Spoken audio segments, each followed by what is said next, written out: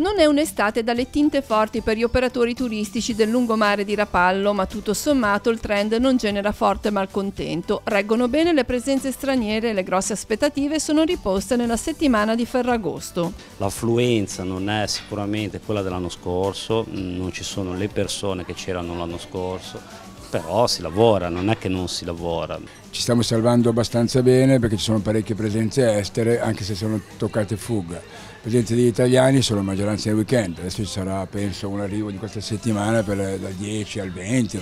Anche gli esercizi di nuova apertura stanno registrando un andamento in crescita. In questi 2 mesi fortunatamente sta andando bene, la gente ci sta cominciando a conoscere piano piano con le granite, con il gelato. Per il lungomare di Rapallo sicuramente una stagione caratterizzata da grandi cantieri che in parte penalizzano alcuni locali, ma anche in questo caso non in maniera determinante.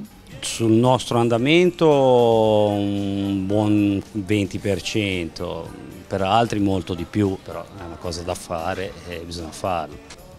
Non più di tanto, non più di tanto perché la gente passeggia al di là del fatto che ci siano dei lavori in corso. Insomma. E poi in più c'è stato anche il problema con i battelli che non partono tutti per le 5 Terre, ce n'è solo una al mattino e basta.